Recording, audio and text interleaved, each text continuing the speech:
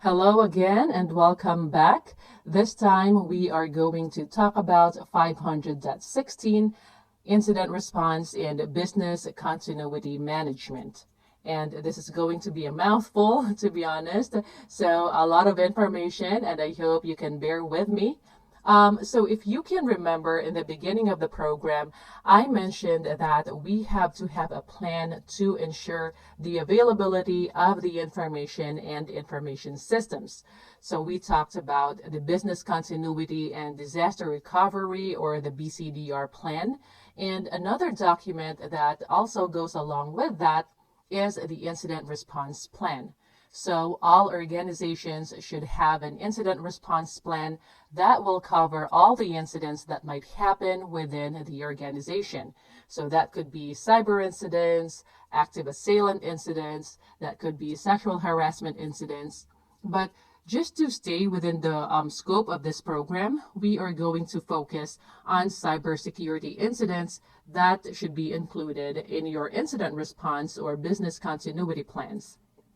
Okay, so the first part says that we need to establish written plans that contain proactive measures to investigate and mitigate cybersecurity events and to ensure operational resilience, including but not limited to incident response, business continuity, and disaster recovery plans. So again, that could be your incident response plan, business continuity plan, and disaster recovery plan.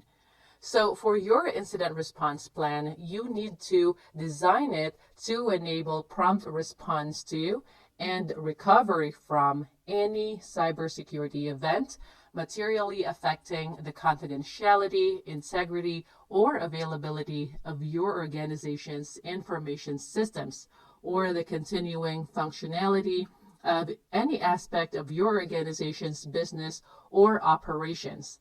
So your plan also needs to address the goals of the incident response plan, your processes for responding to a cybersecurity event. And by the way, NIST includes 4 stages to incident response plan that many organizations adopt. So if you have time, please give that a read. Again, that is from NIST.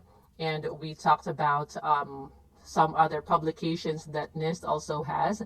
And by the way, these 4 stages are 1, preparation and prevention, 2, detection and analysis, 3, containment, eradication and recovery, and 4, post-incident activity. So again, these 4 stages can be included in your incident response plan.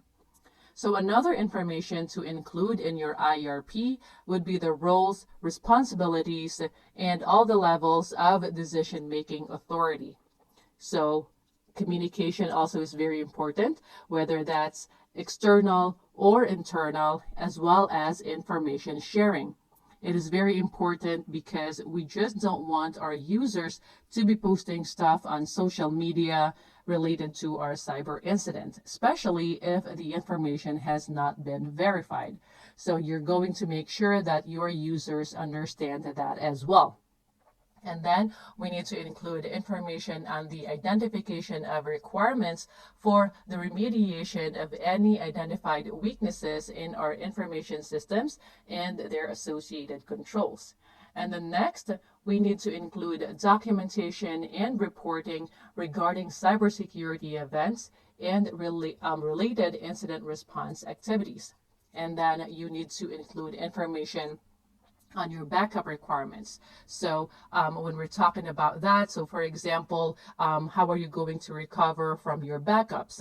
Let's say backup tapes. And if you have backups in the cloud, let's say AWS or Azure or Google Cloud, then how are you going to recover from those backups? So again, those kinds of information are important to include in your incident response plan.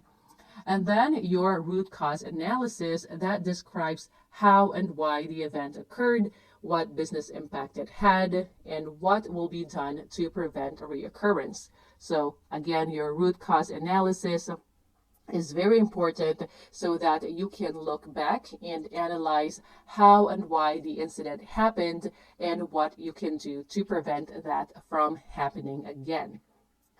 And you also have to make sure that you update your incident response plan as necessary. And that could be on an annual basis. But for example, you have an incident mid-year, then you have to update your incident response plan accordingly. So I mentioned earlier that your incident response plan does not cover just cybersecurity incidents, but the overall incident or potential incidents within the company. But BCDR is another thing. Actually, BCDR a lot of times is considered by cybersecurity professionals or IT professionals to be just about IT or cybersecurity. So basically, recovering from IT issues, from disasters that would impact your technology assets. So your BCDR plan, according to Reg 500, shall be reasonably designed to ensure the availability and functionality of your organization's information systems and material services and protect your organization's personnel, assets, and non-public information in the event of a cybersecurity-related disruption to its normal business activities.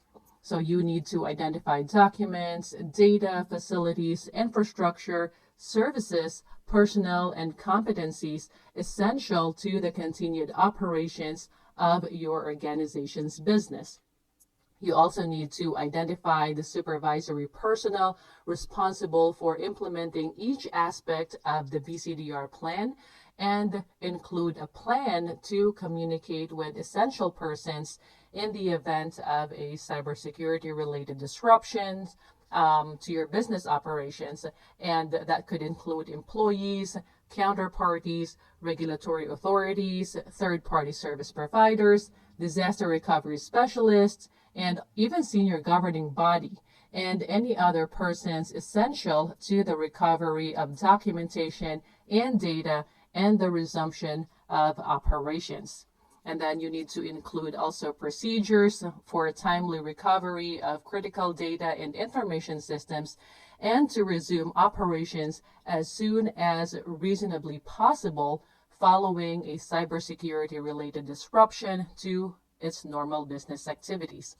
And then you also need to include procedures for backing up or copying with sufficient frequency your information essential to the operations of your business and storing those information off-site, and then information on third parties that are necessary to the continued operations of your business information systems. So I know that is a lot. Then we are going to proceed to the next part. And let me just scroll down. Okay, so again, as I've said, it is a lot of information, but make sure that those are all included in your documented plan. And also make sure that copies of the plan will be accessible and available in case there is an actual incident. So it will not, it will not be of help if you save copies in your systems, but then no one can access your systems if you have a ransomware attack because, of course, you just don't have access to those systems.